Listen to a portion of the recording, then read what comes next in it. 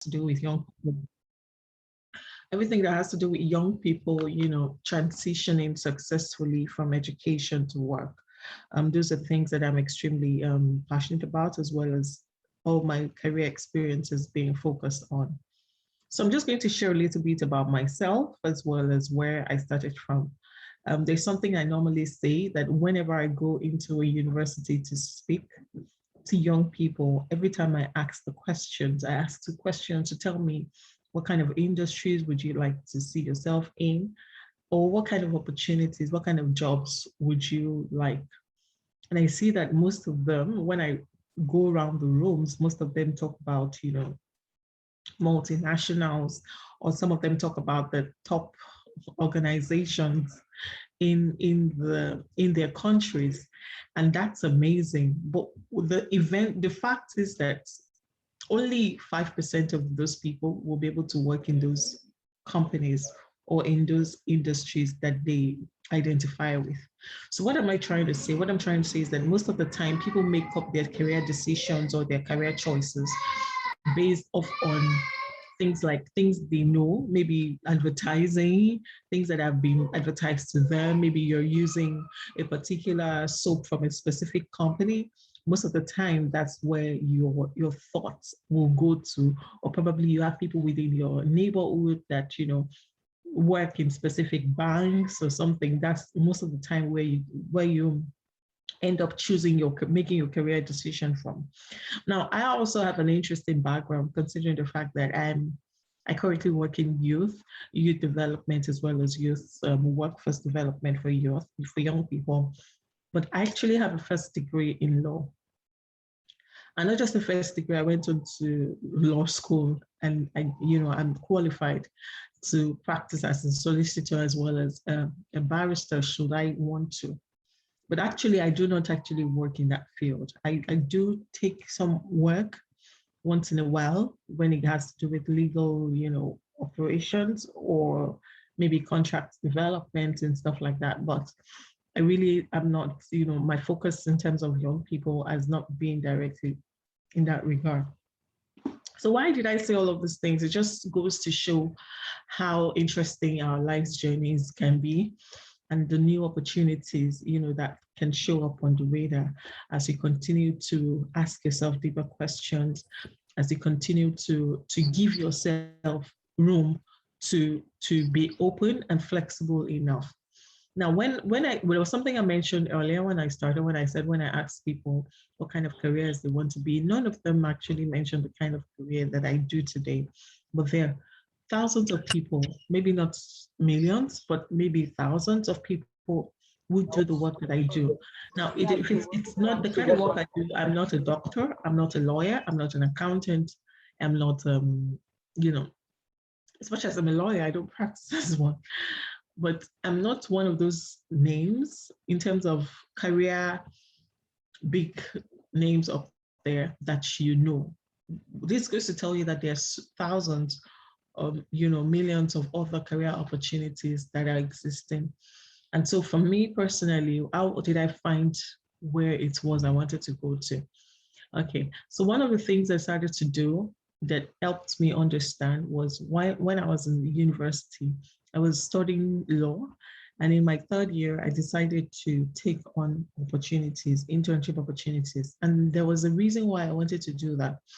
Apart from the fact that I wanted to, to develop my skills, I also wanted to know what exactly was inside of me that, I wanted to test the waters to see what exactly I could do in different industries, in different settings, in different kinds of work environment.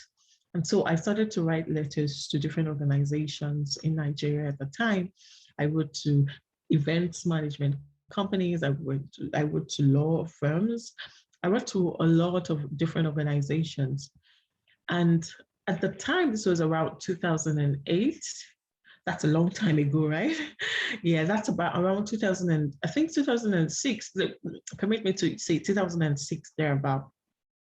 And it was so hard for me to find an opportunity because there were not a lot of structures for holiday jobs within businesses in Nigeria at the time. And so because of the journey the difficulty in finding opportunities, I ended up maybe spending a whole holiday without getting something that I wanted. And so I went back to school, and I had this fantastic opportunity. I volunteered, and I was part of the chambers. You know, when you're in university, you're part of school clubs, you're part of this small organization. So fortunately for me, the president of the organization at the time was in what had a conversation with past alumni of the chambers, and said, would they be open to taking young people for internship opportunities? And I jumped at it. I didn't even think twice. I jumped at it, and that was sort of my first formal work experience in my life. It was the most important decision that I made in the course of my career. Because one of the things that I realized when I was on that internship was the fact that I realized that I may maybe not be called to be a lawyer as much as I thought I wanted it. You know, I had the opportunity to do a lot of client counseling. I was not that I was doing the kind of client counseling myself, but I would be a part of the team. They would allow me to sit in meetings. I would get the opportunities to see the minds of the lawyers, to make presentations. They gave me assignments. I was able to do so many things. They gave me a lot of opportunities. And I started to read more, to learn more about corporate governance. I started to learn more about, you know, the practical aspects of law that I was studying in school. And after that internship, I realized that I may not necessarily be a lawyer because I was extremely entrepreneurial in myself. And it opened me up to begin to think about how important that decision I made to even try this out, because sometimes that's how people get stuck in their lives at jobs that they do not like because they're not doing it at a specific time in their life where it becomes also important. Like, you have to do this now. But at this point in time in my life, nobody required that from me. It was not even a school requirement for anything. It was just me trying out the waters. And I had the opportunity to learn this important lesson without pressure. And so when I left that internship, I started to do a bit of more research, considering all the troubles I had finding a job. And I just imagined that there will be a lot of people in my field or in my shoes that do not, you know, have the plugins, they do not have access to a parent who knows another parent who knows somebody within one big organization. You know, what would those people do? How would they find opportunities like this? And when I started to do research, I started to come across the word internships. I realized that internships were a critical form of work experience, a very important source of work experience for young people in developed societies. And it was sort of an informal way of, so to speak, finding the best jobs when you get out there because of the experience that you've gotten, you know, when you have built a lot of experiences doing internships.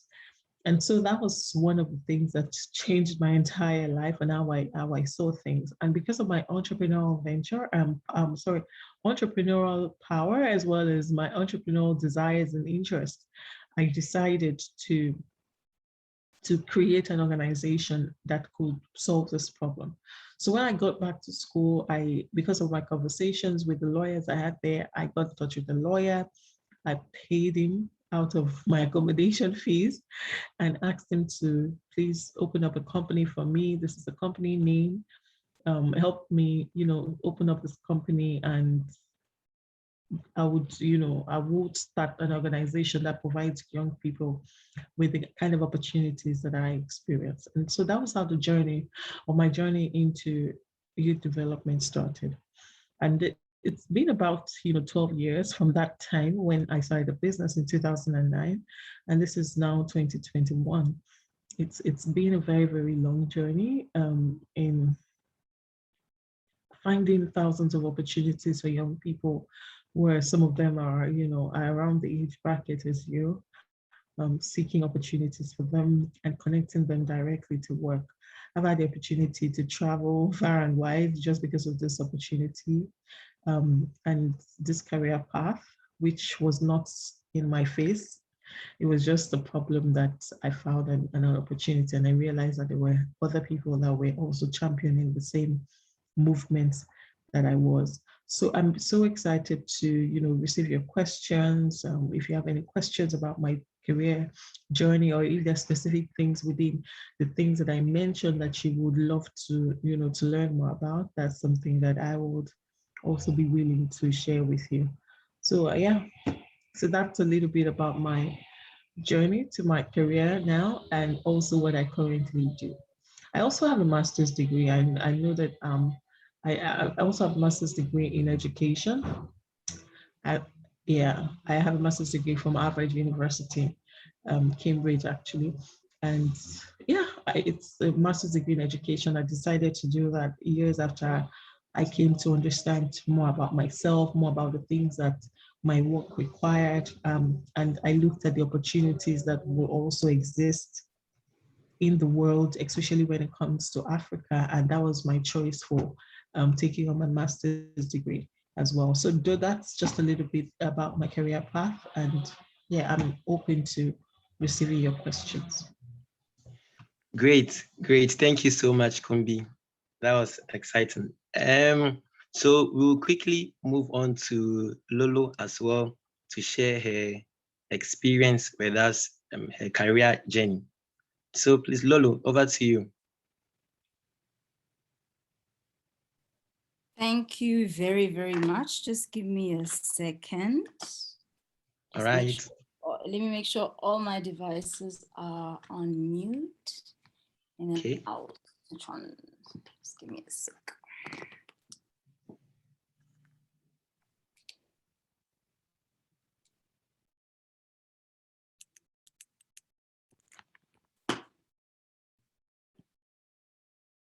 Great. How is everyone? We are fine. Very good, thank you. Hey. We were all good. Yes, I'm Great. happy. Yes. Thank you so much for the invitation, first and foremost. I don't take it lightly on a Saturday. The organizers, the learners today, I'm greatly honored and humbled to be here.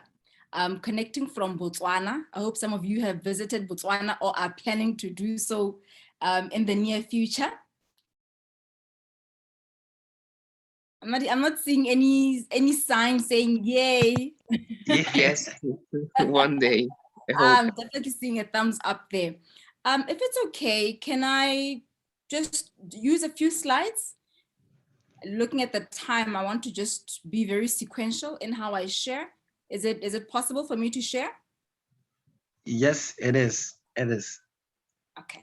I think if you can just give me the hosting rights so that I can just share a few slides around my journey. And Kumbi, thank you so much. I'm definitely going to be learning even more from you as we proceed. Awesome.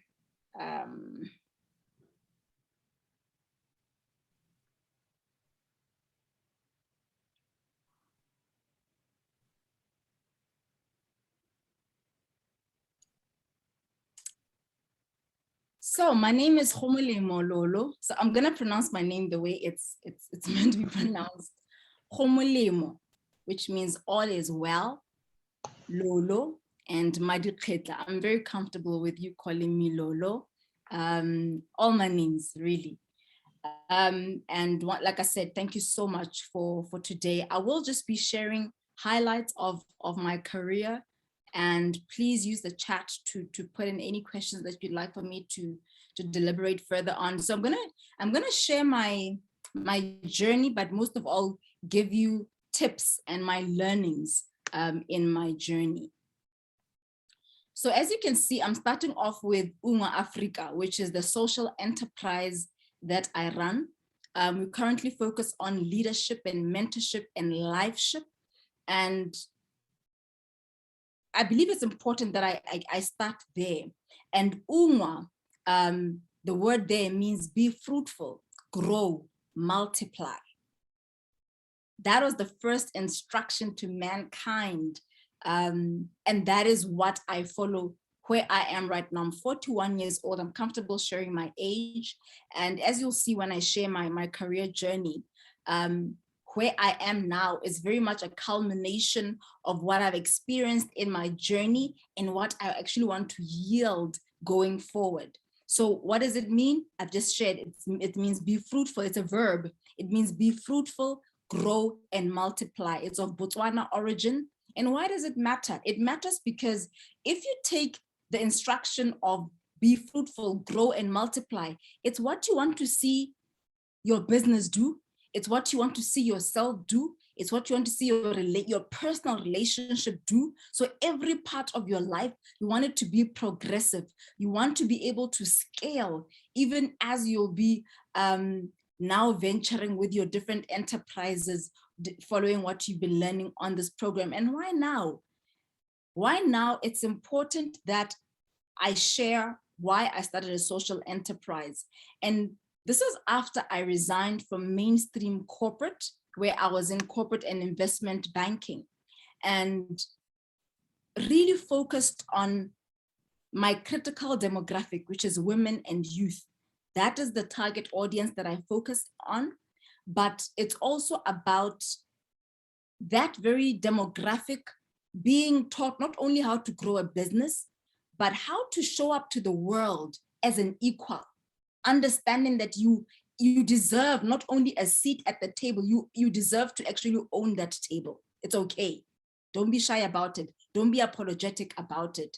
And as we see on our cohorts, a lot of the time we'll be able to equip young people with skills, but a lot of the times it'll be things, soft skills, such as confidence and just self-esteem that needs a lot of nudging. So we focus mainly on soft skills. So this is important because as technology is coming in thick and hard with 4IR and the exponential age growing, what's important is that we remain human-centered.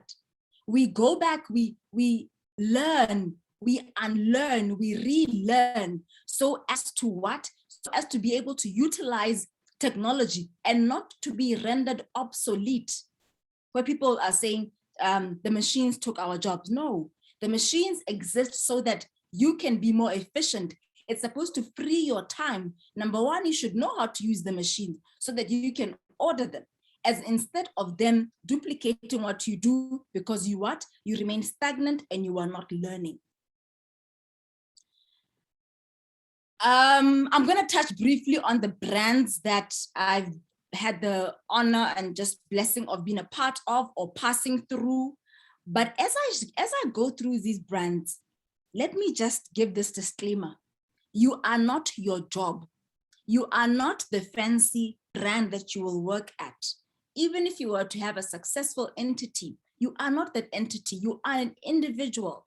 Yes, you can be a brand, but you're an individual. And you evolve through the different entities that you've been in. So Flame Arc is a boutique organization that I founded really around brand marketing and communications. I'm a chartered marketer. I've been a chartered marketer for 10 years. I've worked for just under 20 years.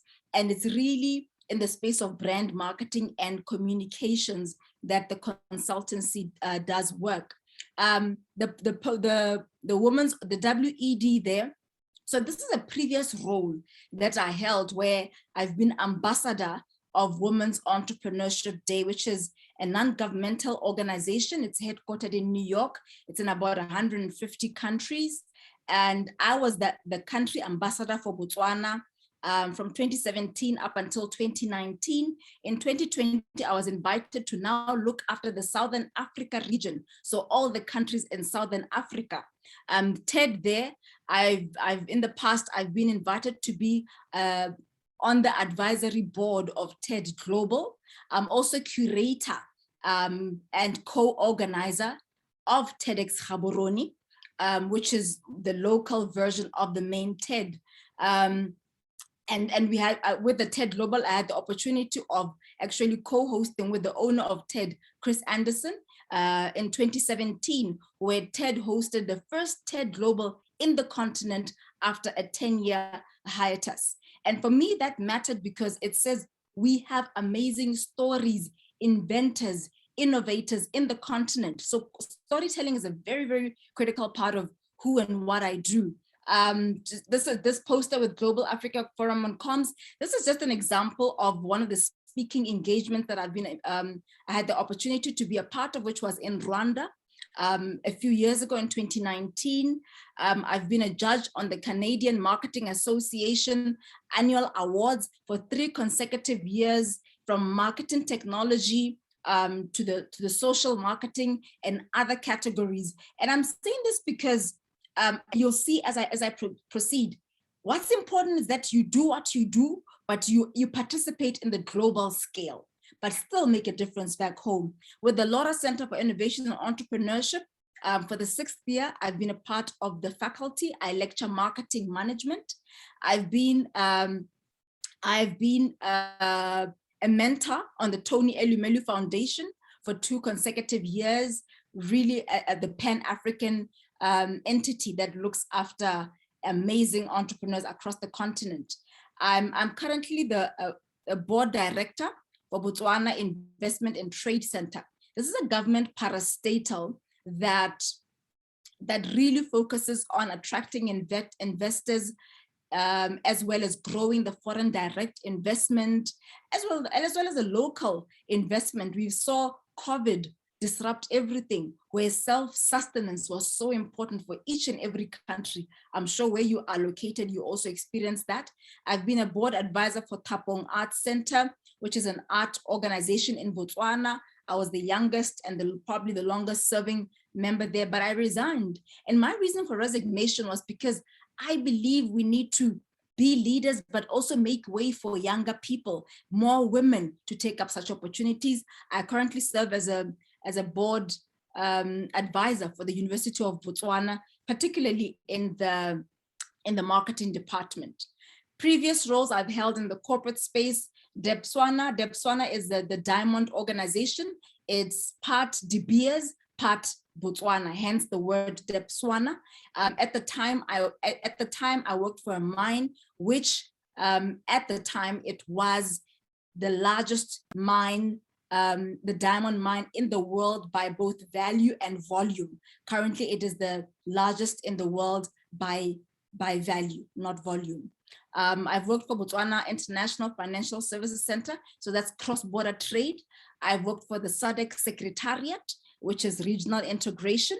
I've worked for the bank, First National Bank, and personal, so one-on-one type of banking, West Bank, which is your vehicle and asset finance, as well as RMB, Rand Merchant Bank, which is corporate and investment banking. In all those roles, most of what I was doing was brand marketing and communications. And what's important that I want to share is make sure that what you do can be relevant irregardless of the sector that you can enter, and find ways of evolving, find ways of being relevant. So I'm going to just quickly, for me, this is the most important slide. And I'm taking you through me in my 20s, my 30s, my 40s, and now, right? And I'm not going to touch on the ones that I've already alluded to. So what, in hindsight, it's in my 20s where I was bold, I was curious, I didn't have much to consider when I made decisions. It was about me, whether or not I'm happy. Is this fulfilling me? But now it's different. I'm a mother to a 14-year-old boy, and there are other things that I consider in making my decisions. And then I started working, joining the boards in my 20s, late 20s, but I was learning. I was continuously studying. 30s, I really became more immersive and more deliberate about being a change agent. That's where I started now dabbling in talks, and then going deeper into TED and TEDx, and then going into social entrepreneurship, and starting to lecture, being an ambassador, being about women empowerment, and being very, very bold about my space there, but still learning and studying. And it's through these opportunities that I've had scholarships from the likes of the Bill and Melinda Gates Foundation, because I maintain my sense of curiosity. And then now in my 40s, it's about becoming, and it's about legacy. Who am I becoming? So all the different logos that I've shared in the past 2 slides, I've learned from them, but I am not them. I am who I am. So it's important to ask yourself, if you were to be stripped of your academic qualifications right now, who are you? What are you showing to the world? What are you solving? So now in my 40s, I'm listening more, I'm slowing down, really, in order to, the way with a sling, when you pull back a sling in order to really make your shot. So I'm going a bit slower in order to be more intentional about what I do. Still, I'm studying. Actually, next week, I'm starting a program. Just last year, I managed to do a program called Behavioral Communications on global epidemics. Just to be curious, but do more than just be curious, be more than just comment on social media from a propaganda perspective. How can I be more informed and help others? So studying remains consistent. And now what I care deeply about is creation of shared value. So this is where we now say, so it's a niche beyond philanthropy, a niche beyond CSI or CSR. This is where you now say, how do we ensure that in doing what you are doing, you are creating economic impact or revenue, but also social impact? How are you affecting the communities in which you operate? I'm really about health being your wealth. Around this time last year, I was diagnosed with cancer, and I had to start chemotherapy in January. It's those type of life experiences that make you wake up to the vanity metrics that you had. Right now, I know if anything was to happen, I don't care about a tombstone with accolades. I just want somebody's life to have changed because I woke up and I knew my calling. So understanding what metric measures your life is very, very important. Your soft skills, God first. For me right now, God first, executing with impact, but executing very, very deliberately and learning still. But notice how the learning here is not only from studying. The learning here is where you choose to make sure that you are learning from everyone around you. I'm here to learn from you as a cohort. I'm here to learn from the lady who cleans in the shop that I walk into in the morning. I'm ready to learn from everything and everyone around me. So there are opportunities to grow all around. And then my advice to you, please maintain global citizenry. Make sure that you are not just observing as people are talking climate change, as people are talking poverty. Don't be in your corner with your degree or your master's or your PhD. Step into the arena, okay? Have competitive advantage, play the long game. Don't be about today and my food and my family. How are you affecting other communities? So think globally, participate there, be very intentional about it.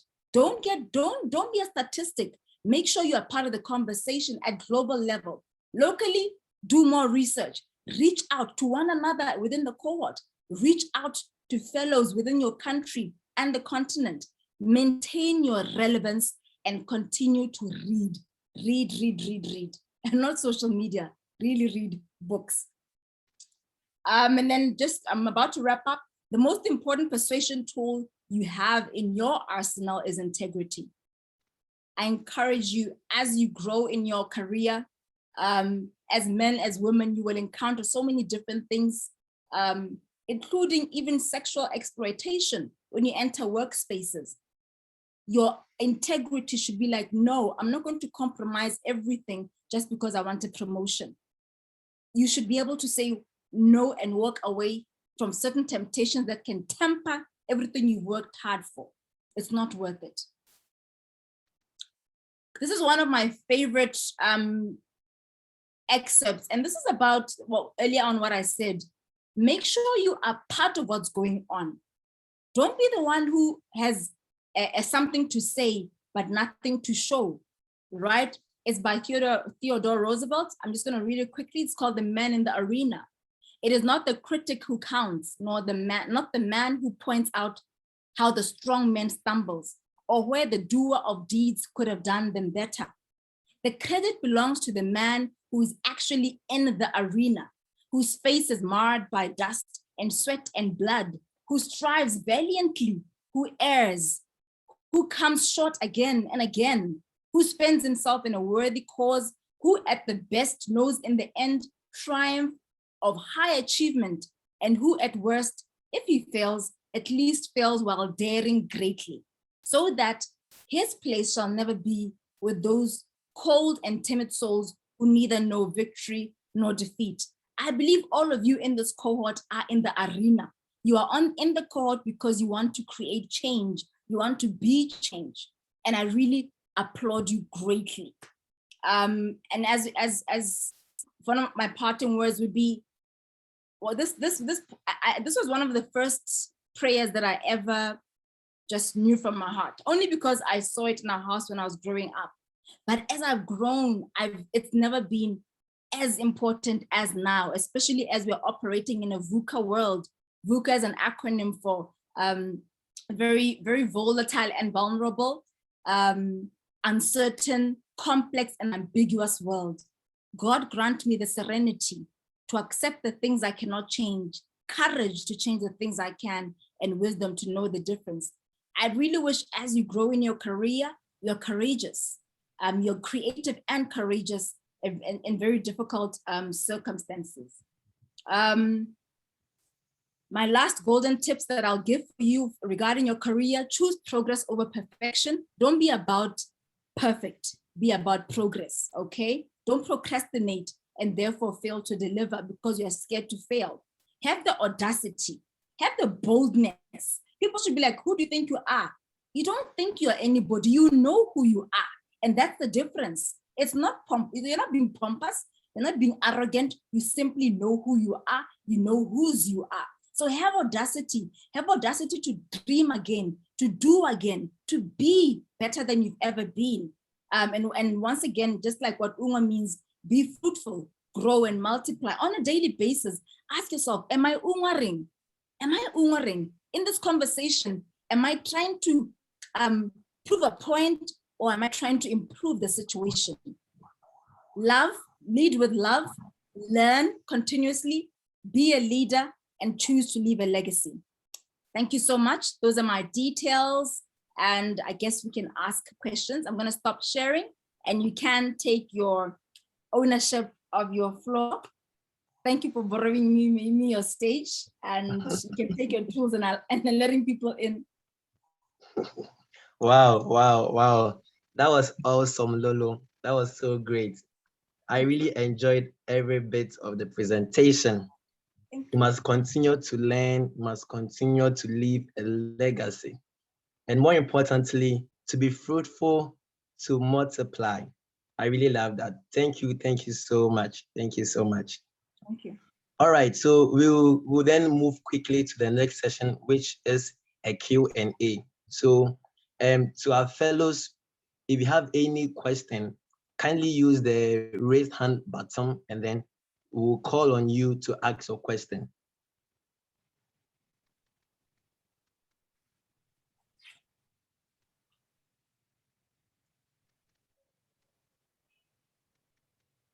If you have any question for our speakers, you can use the raise hand button. So we call on you to ask the question. Also, you can leave your question in the chat box and then we'll read it for answering.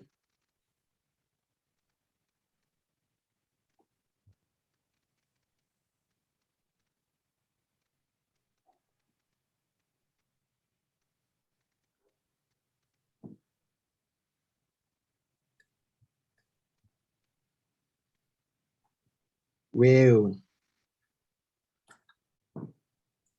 okay, so let me set the ball rolling. This is to Lolo. I want to find out, at what point in your life did you realize that this is your calling, and so you had to leave all this corporate world to pursue your call, or what do you think you are called to do? At what point in your life did you see that, okay, let me leave all this corporate world, all this exciting places and then to focus on what you do now? Thank you so much.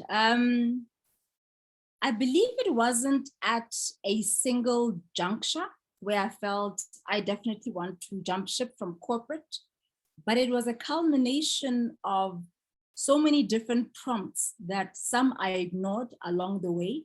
And this is also something that's important. It's important to know your ikigai, know what it is that the world requires, know what you can do well, but also have your why should be what compels you, because your why is what will sustain you when it is more difficult than ever before. Okay. Sorry, can you, I think my screen, okay. And I'm saying this because, for instance, I started UMA Africa in 2020, towards the end of 2020, 2019, started operating in 2020. Towards the end of 2020, I am diagnosed with cancer, which means my program has to stop for a bit, and it's a startup. And the very thing that I was building during that time of about 6 months, just under 6 months, where I was undergoing chemo, it actually carried me. My purpose carried me, because I'd ask myself, even while I was in treatment, it was beyond the transactional component of a product or a service that you offer the market, but you understand that this is big enough for me to leave behind as a legacy. If nobody remembers anything else about me, let it be about the lives that were changed through UMA Africa. So there isn't a set point where you say, okay, now the time is right, great, I'm gonna leave.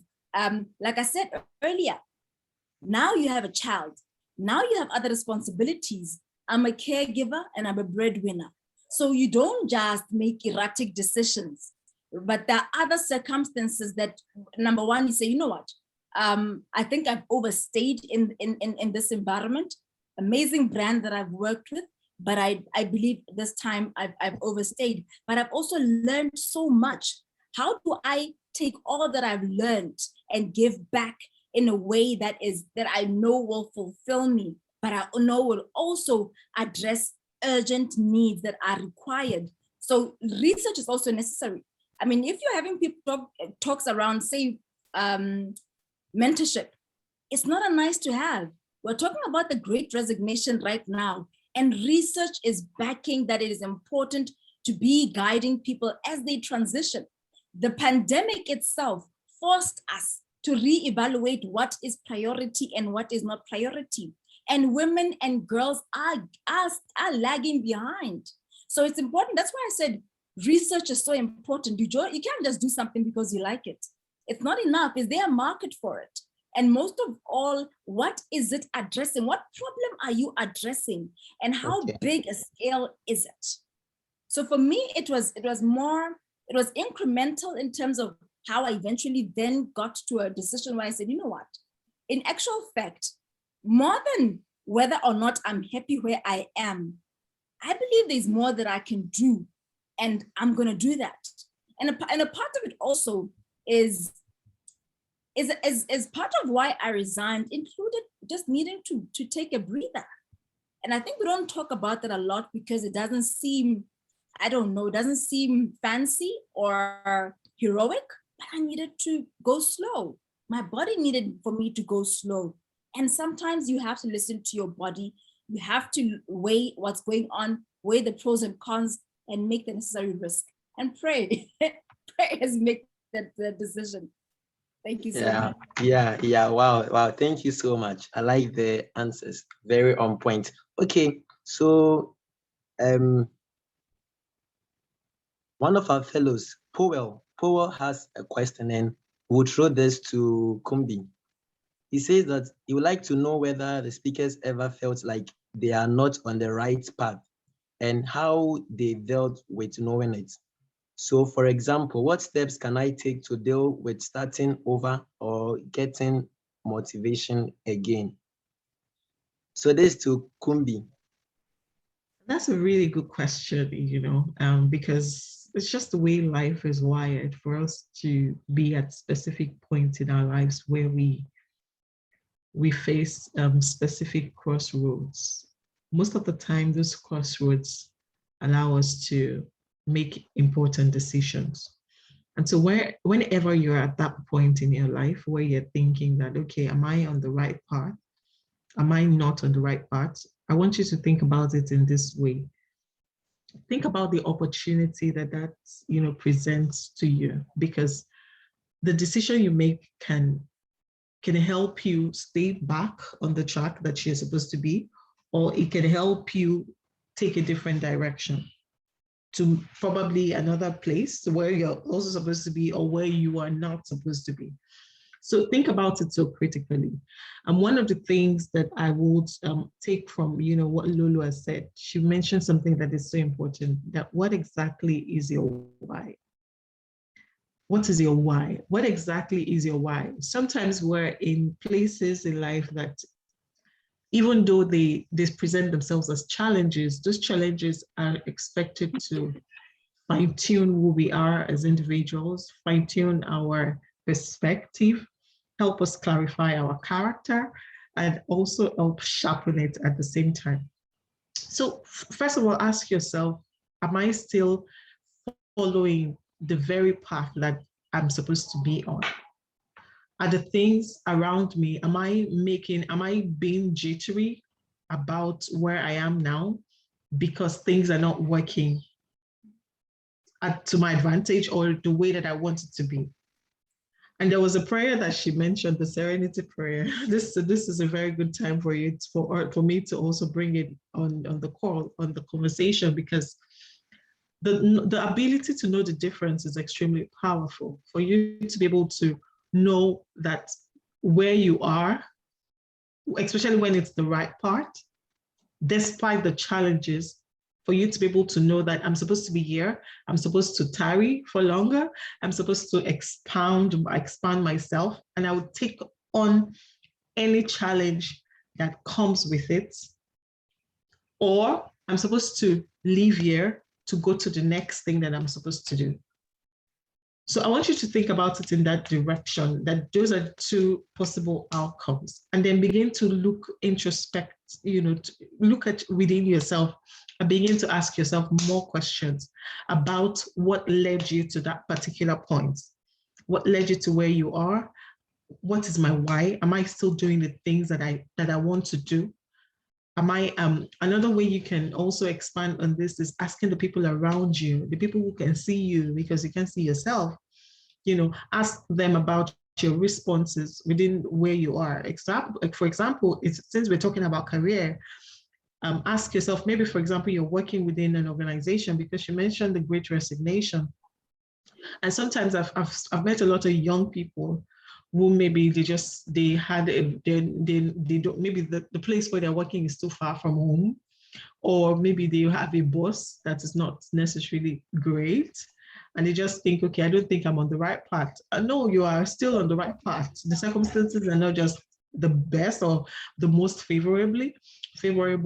So you may need to ask with the people also around you, not just anybody around you, because anybody around you can give you any kind of information, but the people who want the best for you and who have the best intention for you. Ask them questions. Oh, what do you think I need to improve my character? Do you think I need to stop showing up late to work? Try and understand better things rather than just looking at what your emotions are presenting to you. Try as much as possible, especially if you're a woman on this call, you need to think straight and directly and look at certain situations to understand, exactly where you are. There's something else I wanted to ask. Let me just take a little look at. Yeah. So what steps can you take to deal with, starting over, just in case you've gotten to a point where you now need to start over? You are still young. I'm just going to say that because you are this student of, I'm assuming that all the people I'm talking to, you have that great opportunity to make a career switch, to take that decision. Make sure you take it now. Don't wait, don't tarry, don't wait for anybody. Make sure you're taking the next steps that you need to do. One of the thing is find a mental space that you are clear of, a mental space that allows you to motivate yourself. If you remove the things that present themselves as stumbling blocks within your life at the time. This is for the question where you said about starting over. Remove the things that serve as stumbling blocks that will get in your way. It may be somebody else consistently speaking down at you, or somebody within your environment that is presenting a contrasting view about what you want. And try to surround yourself with the things that will pour great life into you, that will motivate you. If it is music that you think will motivate you, if it is being in a specific environment, take your life and do it. Then the next thing is something that Lolo also mentioned about research. People jump into things so quickly and they don't do enough research. Research about where exactly you want to go to, about starting over. Don't just start over and jump into it. Sometimes you may find yourself, having to make a very impulsive decision, but when you are inside the impulsive decision, make sure that you look around to see, okay, what exactly is this decision that I've made? What exactly does it look like? If it's a career path, maybe, for example, you heard me say that I have a law degree, and I started working in human resource. I started working in capacity development. Allow yourself to keep on learning, keep on picking up things. And then one final thing I want you to know, especially for every young person here, is I want you to take account of the things that are working for you. Take account, journal if you can, write down if you can, take a moment to say, okay, what are the things that are consistent, that I've found to be my strength in the course of all of these things that are going on with me? What are the things that are repetitive? Identify the patterns and give credence to yourself for jumping hurdles.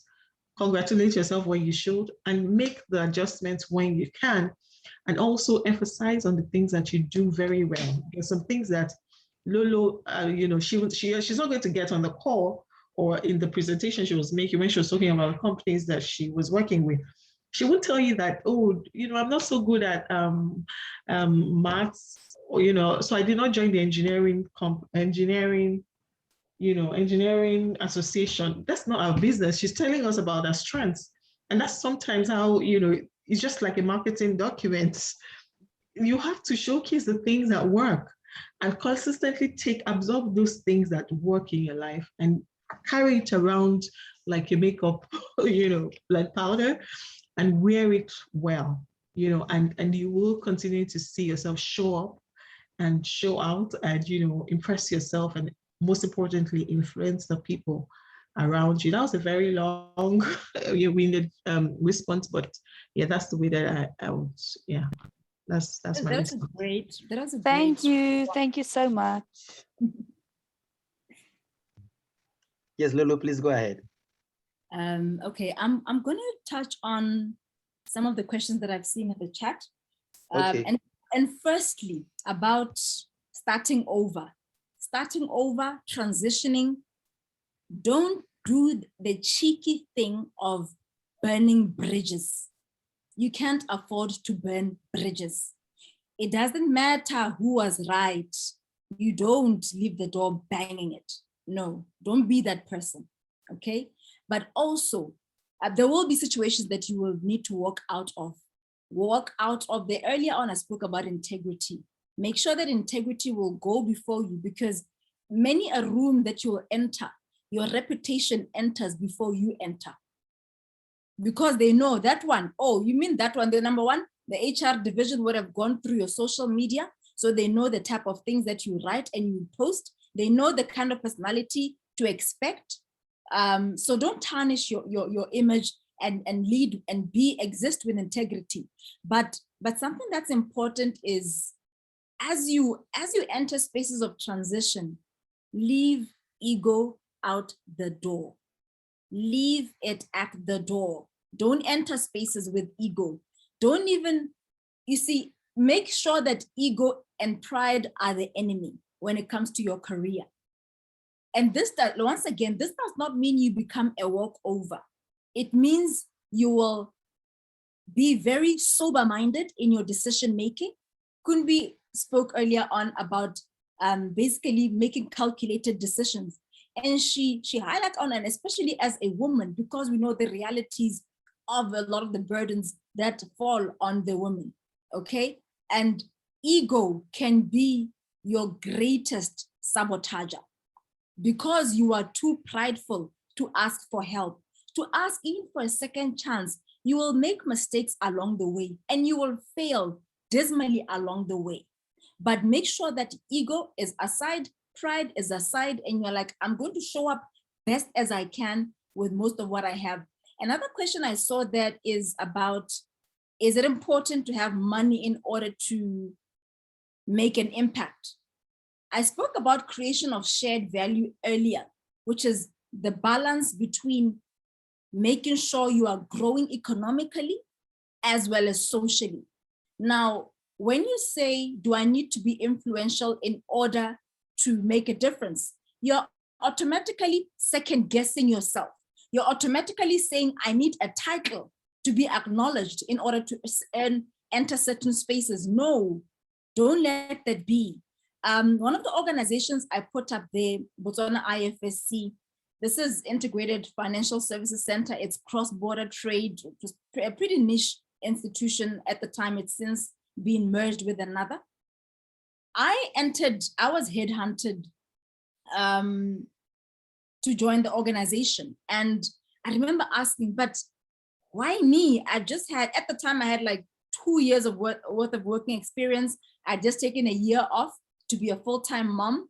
And I wasn't too sure how they took me and not other people who I knew wanted the job with double masters, 20 years experience and so forth. But I was very sure of what it is that I could do to the organization, for the organization. I remember I love creativity. There were a lot of creative bits in my at the time CV.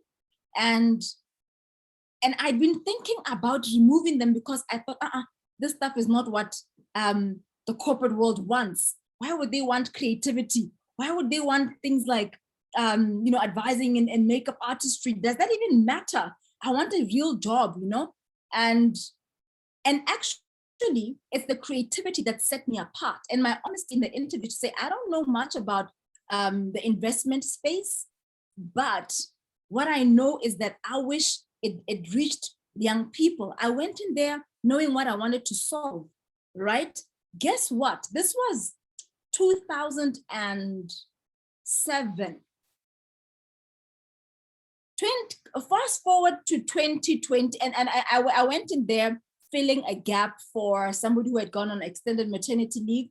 It was actually one of my best workplaces ever because I brought in all of me, ego aside. And I went in there to be teachable. It's when you're not teachable that you have too many questions. And I'm making an example here. This is 2007. Fast forward to 2019. I received an invitation from the Minister of Investment and Trade to invite me onto a board that advises the country.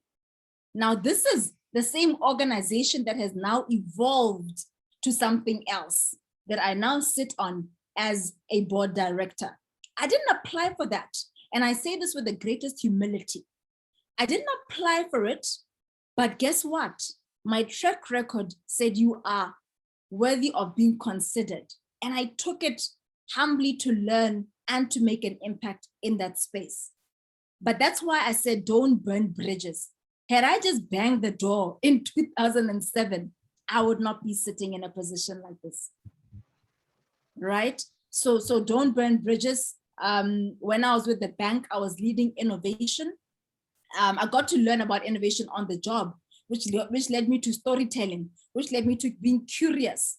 Couldn't be said a lot earlier on, research.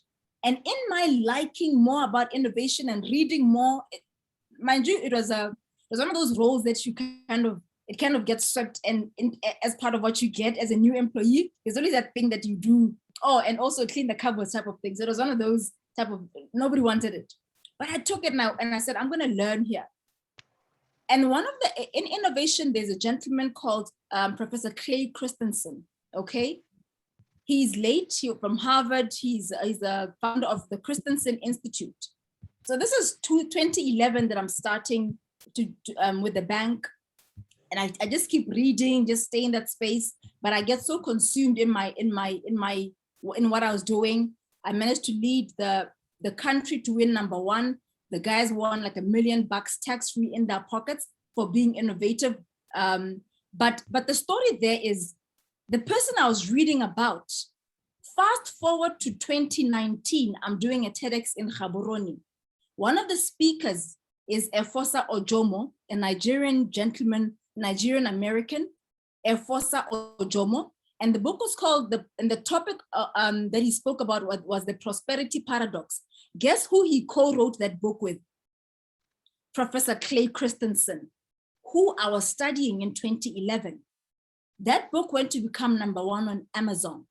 This is a fellow Nigerian to many of you on this call. And the reason why I'm saying that, his level of humility was unparalleled, but excellent nonetheless. Doors have opened because of that. It is a program that MIT has partnered with, from a talk in Gaborone. Obviously there was work before that, but to a book, to now making global impact. Each and every one of you can do that as long as you follow through, right? And I've spoken about being in different industries. They're unrelated, but it's the constant learning and wanting to evolve that matters. So for me, it's about being courageous. It's about being creative, leaving ego out the door. And if you're going to be making transitions, it's not about the money. When your why is strong enough, it will attract people who, that's why I said, play in the global space. I had a conversation literally yesterday, and I'm going to be doing work. I don't have background work with the refugee camps. I'm going to be doing some work with refugees based on what I do at UNWA. But in a conversation, one organization says, we'll happily step in and give computers. I don't have money for computers, but my why was compelling enough. I didn't need to make a sales pitch. So that's why who you are, how you show up in social media, how you present yourself. Kumbi is a professional in the space of career development. Scouts are constantly wondering, is Yusuf going to tarnish my brand? Is Taban going to do a great thing? Is Brian, is Abdi Wahab going to do amazing work with my brand? We're in a VUCA space. It's volatile, uncertain, complex, and ambiguous. In that space, with pandemic after pandemic, how do you show up to solve somebody's problem? And why should somebody care? Wow, great. Okay, there are a couple of questions in the chat box, and I want to read, and let's see who can answer that. So Halima is asking, I would like to know, based on the experience, how we can deal with fear, the fear of change, and how we can upgrade our mindset. It's always the first step that is hard to take, but we sometimes find ourselves stuck for years with no action. So basically, how do you deal with fear when you are making a change? I think Kumbi would want to answer this.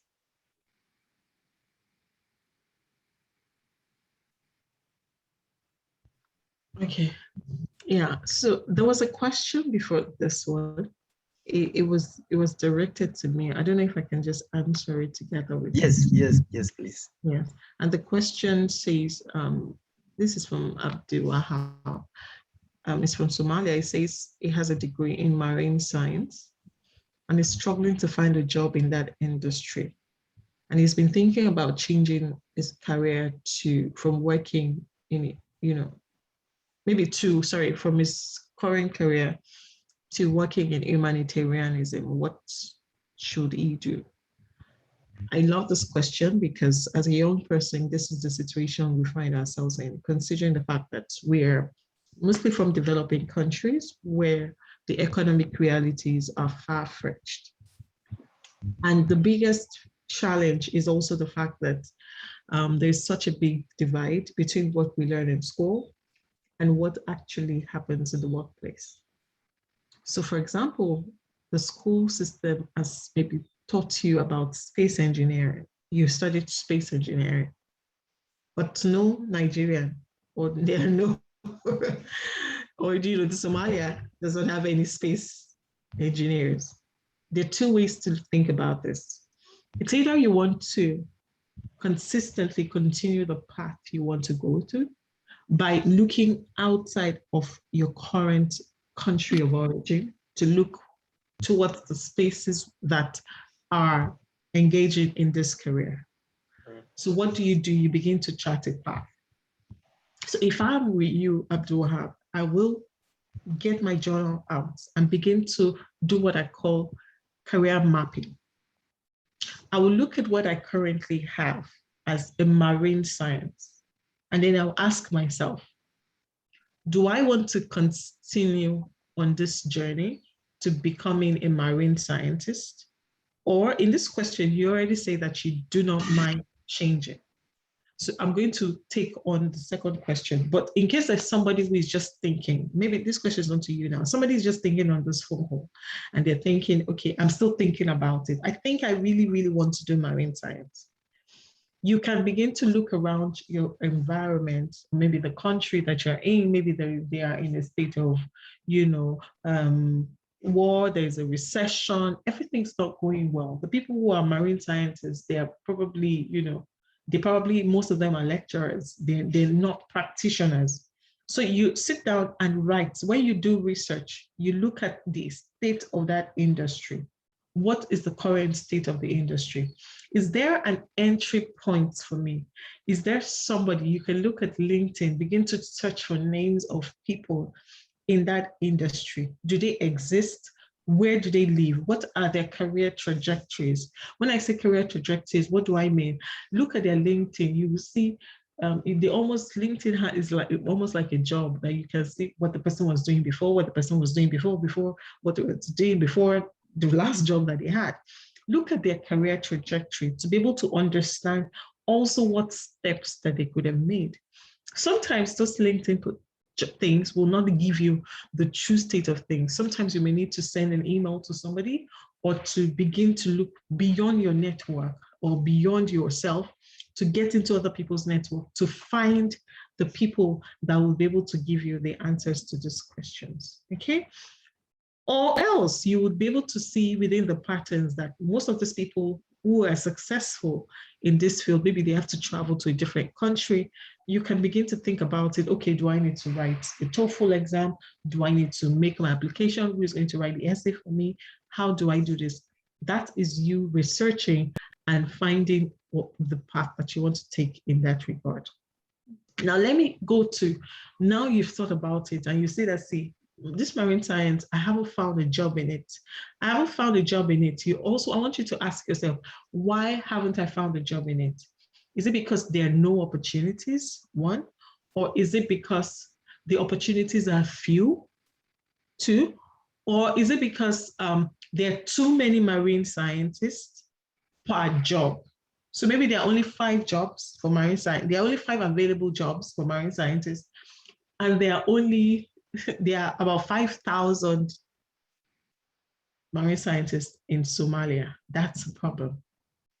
So when you want to make the career change, I want you to take account of the skills you have developed. What do you have in your hand? You have a degree in your hand. I want you to write a SWOT analysis when you're doing a career mapping. Look at your strengths, look at your weaknesses, look at the opportunities in the field, and look at the threats. Now, if you want to go into working in humanitarianism, I don't understand what that terminology is, which means you have a problem with what you want to go into. What I mean is there's not a problem with what you said, but in terms of the language. So it means you still have to break it down a little bit to decide on which of the sectors specifically do you want to work in, because it's very large.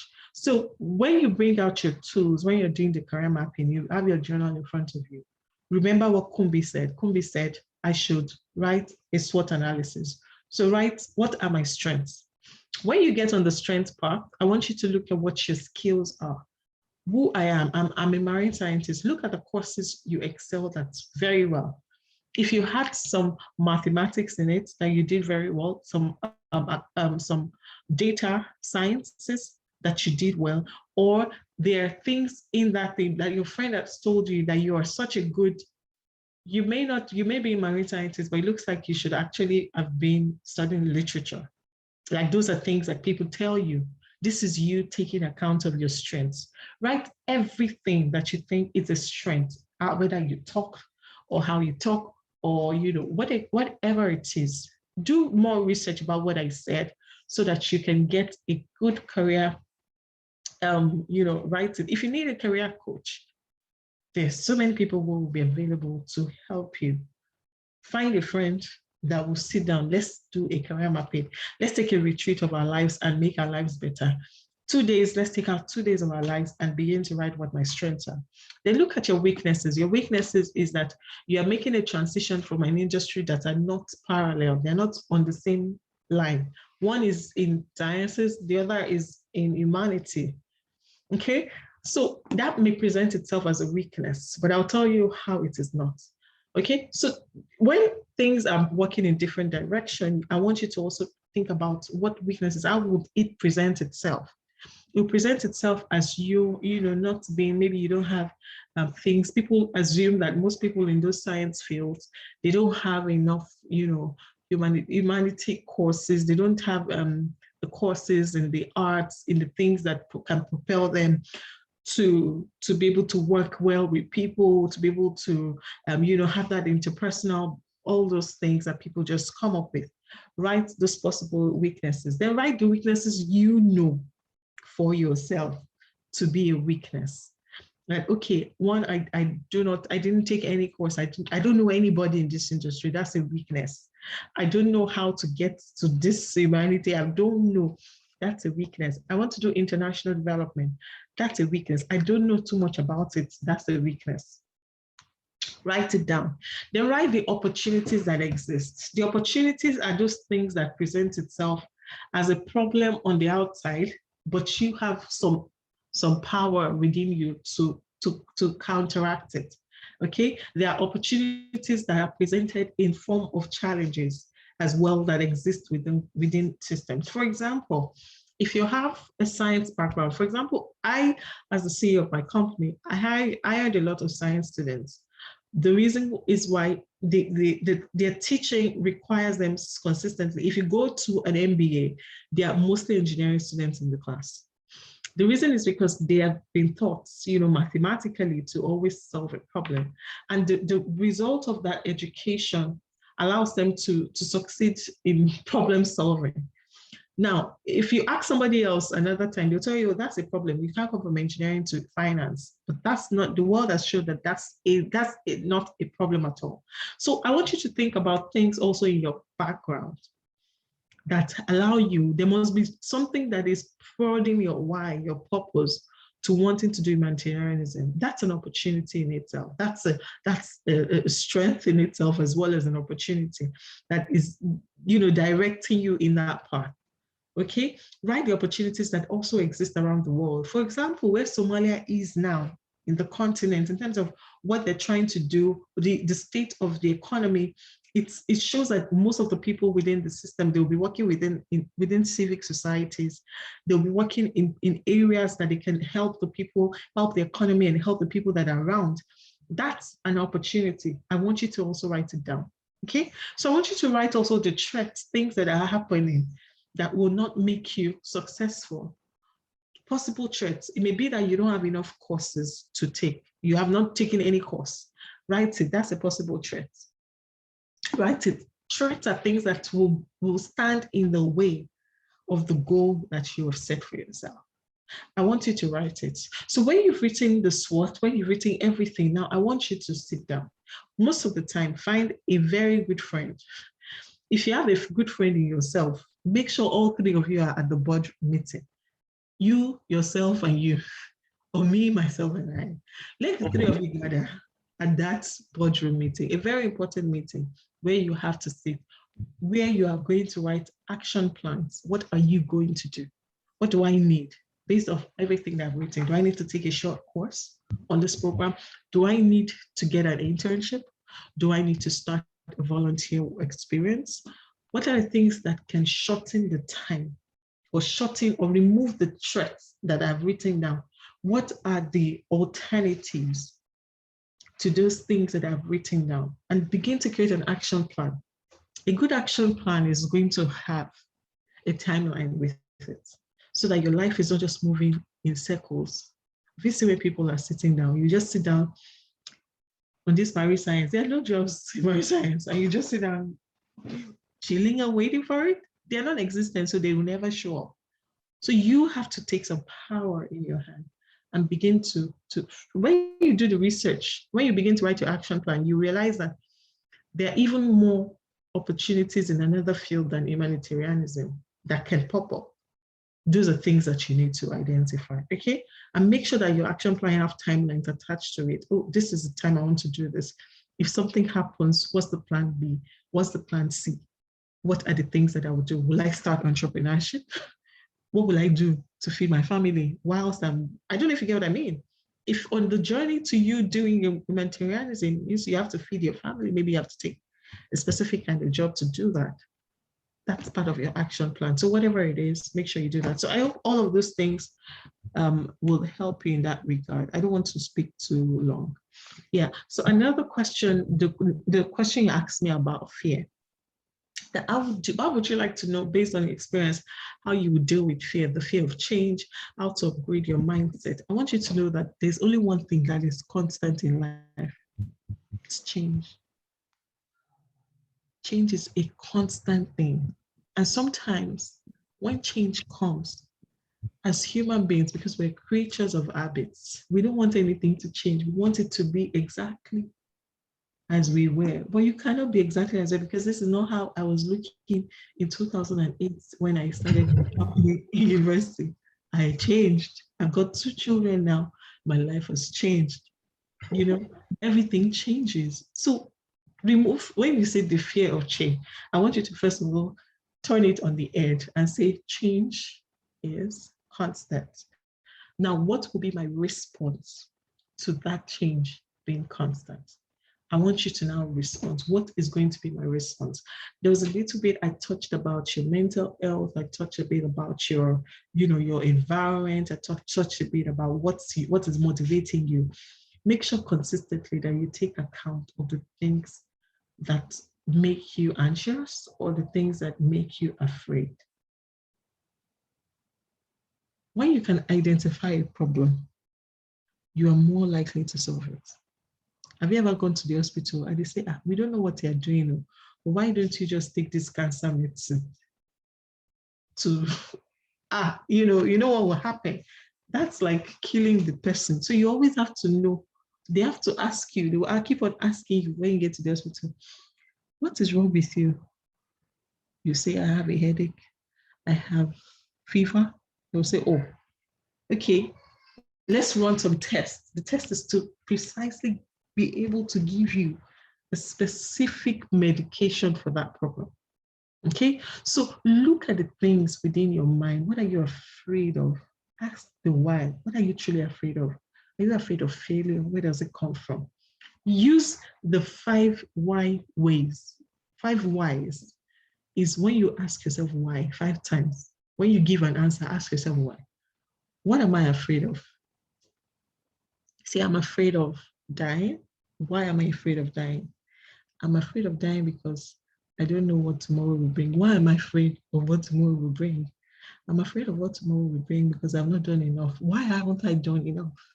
I haven't done enough because I'm small, I'm short, and I'm too fat. Why am I short?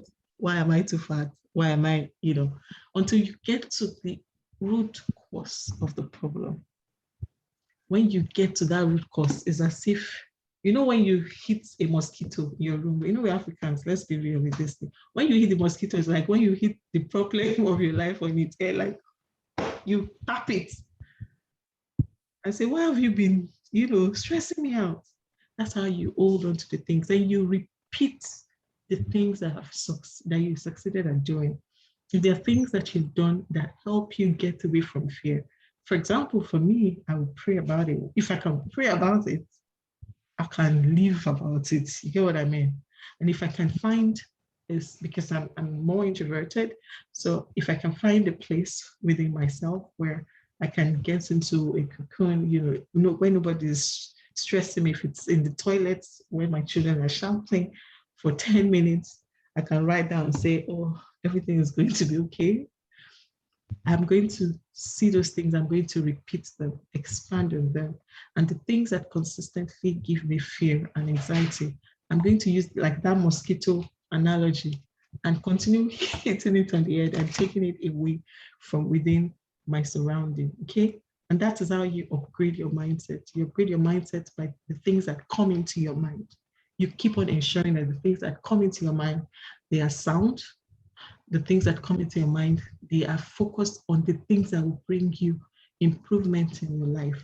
The things that are of great good things. Make sure you consistently make sure that those are the things that your mind is focused on. And when it comes to, you know, when you come to being stuck in a specific place for so many years without action, that's not a good place to be. I want you to be very upset about that part of your life and take the action that is required, okay? Use those 5 whys and stand up and refuse to be that person, okay? Alima, I hope I answered your question. Yeah, thank you so much.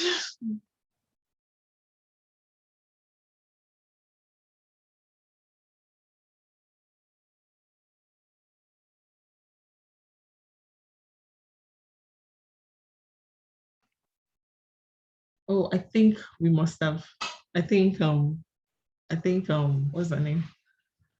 I think it's not on the call anymore because you're now the host, Lulu.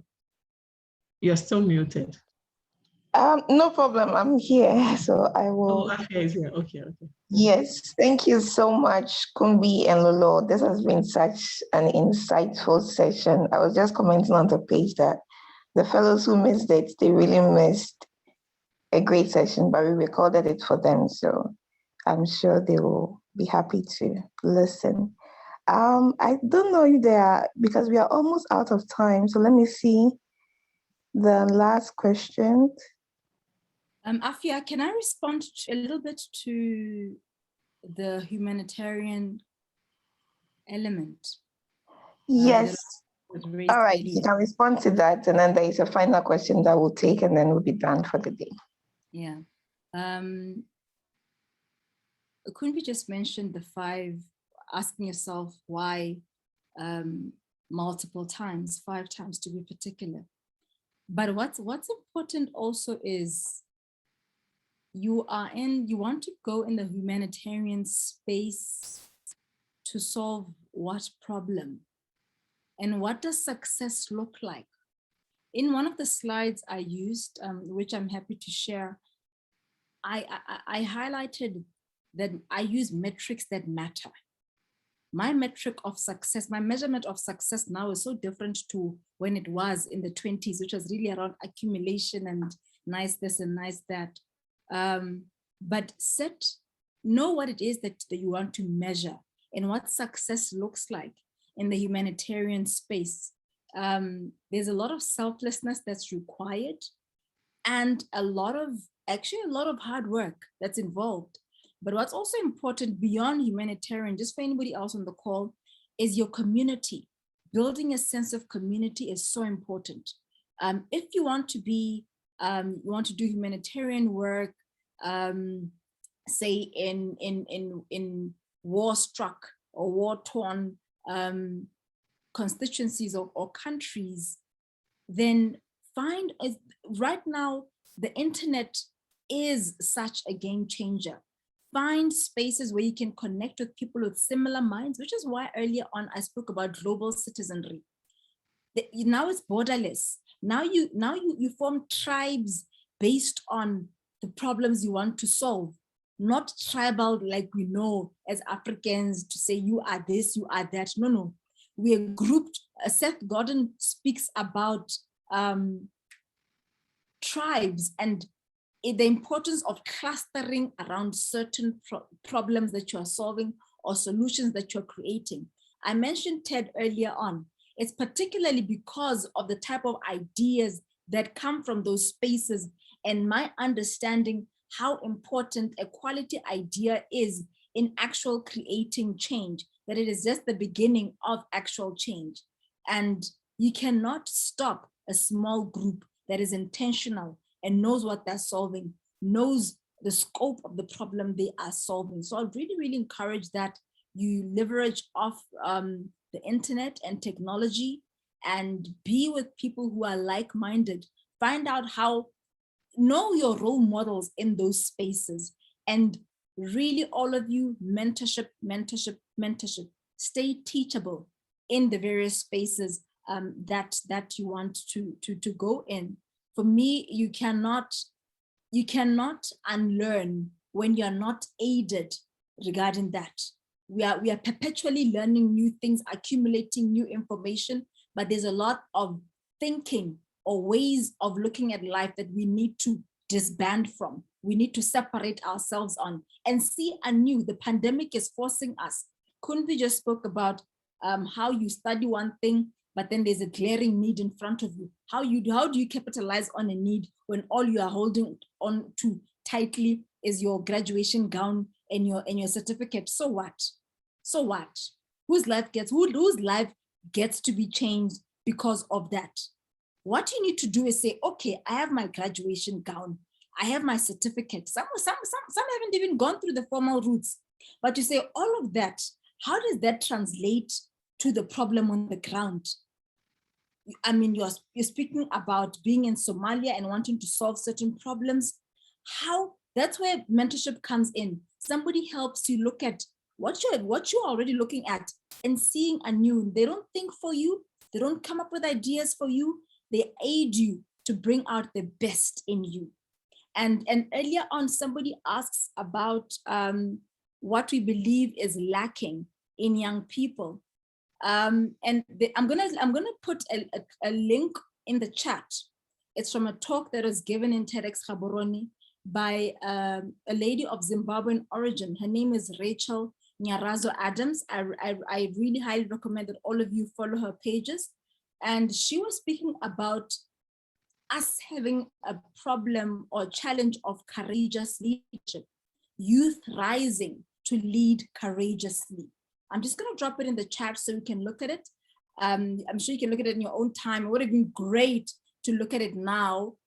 She's absolutely brilliant. She does a lot of work with young people all over the continent. And there's a lot that you can learn from that because she uses case studies of people who changed the world as youth in Africa, for Africa. And that is why I really like that talk. It should be less than 15 minutes. I'm gonna share it in the chat.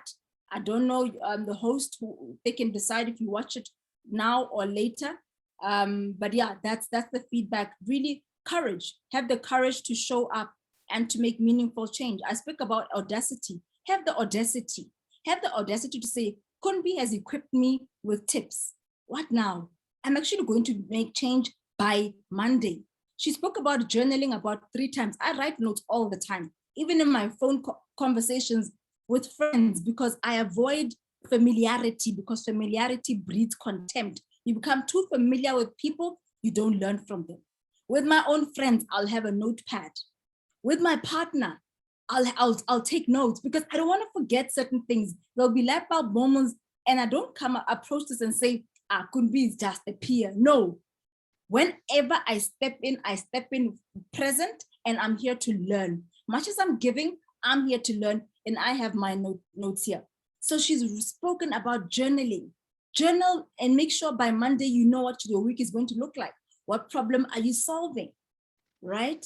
So that is really, really, really important. I've just put the link in the chat. I wish you guys would watch it. It's just out of this world. It's excellently put together, but just so relevant to young leaders in Africa. All right, thank you so much, Lolo. And I've taken note of the link. I don't know if we'll have enough time to watch it today, but we will share it with the entire group and try to watch it the next time we have a group session. Okay, so the final question, oops, I think I lost it because I logged out and logged in. So if you can see the question, one of the fellows was asking about finance, something about how do you finance? Oh, whoever asked the question, can you ask again? I would like to know if money is necessary to make sustainable impacts. For instance, Right. if you're really concerned by the future of Africa and you have a few ideas that could make a change, do you think it's a must to first be an Influential. person first? That means a successful person with money. Yeah. Before you make changes. Yeah. I think Lolo responded in parts to that. So I don't know if you want to add anything to it, Kumbi. Yeah, and I think I'll just add the part where another question just to answer this person so the person doesn't feel a certain way. There's a question before that says, in your opinion, which leadership qualities are lacking amongst today's African youth? Okay, so just because the person also mentioned, the second person also mentioned the future of Africa, so I'll just bring the two of them together. Yeah, so Africa is in need of leaders. If you haven't noticed, it's in need of people who are going to lead from their heart. And I love the fact that somebody mentioned money, because sometimes we don't understand how important money is. Money is a tool to solve these problems. And that's why the countries, African countries, are consistently relying on grants, loans. Do you know why? Because they are not making the money that is required to change their countries. And even when they're making the monies, corruption and so many things are stealing and taking away the resources that is meant for the whole country. Having said this, I don't think I need to answer the question about what kind of leaders the country needs. These are the conversations our parents have every day at breakfast, noon, dinner, bus stops, newspaper stands, over the news. Even a blind person can see it. We are sitting on a time bomb, considering the fact that the number of young people in these countries are increasing. Africa is going to become one of the youngest populations in the world, largest, youngest population. And so for this reason, we need you, every single person on this call. And I'm also going to use this as my sign out point. We need you to succeed in the things that you're succeeding at, or the things that you're committing to. We need you to show up, and we need you to show out. We need you to think about not just yourself when you're considering a career, when you're considering entrepreneurship. We need you to think about the implications that the decisions you make will have on the communities that you live in, on the societies. Okay, let me start with on the families that you live in the communities that you represent, as well as the countries that you are citizens of. Do you need money to be a leader? Not quite. The decisions you make has a great impact on every single person. One person's decision to steal another person's resources will affect the three people. If three people make decisions to affect, to steal somebody's resources, the three will move to 6, and that's how the problems keep compounding. So what I'm committing to every single person here, because this fellowship is a representation of Africa because you come from different parts of the country. And I want you to take it as a call to ensure that you are as much as you've come to listen to a career building session, I want you to know that the impact of your decision is going to affect the quality of my own life. The decision I made in 2008 to start an internship company, Nigeria's first internship organization, that decision has impacted the lives of thousands. Today, internships are words that are used in the country. I can lay claim and ownership to that decision, but it all started with one single decision. So when we're looking for leaders, please lead yourself to produce results. Lead yourself to be excellent at the things that you're committing to. Lead yourself to make the small decisions because they have the power to affect me and affect so many other people. And whilst you're doing this, money and all the other things that are required for success will find you. If it doesn't find you, the influence, which is the people you've changed, will be a blessing to you. Yeah, that's my final response to it. Thank you, Kumbi. Someone, Taban from Sudan, South Sudan, is asking if you can schedule special mentorship session for them. So I think if you can leave your LinkedIn here, that will also help for the fellows to be able to connect and to follow your work and to continue learning from you. I believe they've all been very inspired by the session today. Okay, so we are bringing our session today to a close. Thank you so much, Kumbi. Thank you so much, Lolo. It's been a pleasure having you, and we hope to host you again. Yeah. Prince, are you here? Yeah, I'm All here. right. I went out, but I'm here. Sorry. All right, over to you then. Oh, Yeah, Sophia, just and then- wrapping up, so. Yes, so please wrap up for us. Thank you, Ifya. All right, so thank you so much again, Lolo and Kumbi, and thank you to all the fellows who joined us today. We will share the recording with the rest of the fellows, and then we'll continue our conversations on WhatsApp. So Thank you so much, Afia. If I could just give my last words of advice to sure, the please go ahead.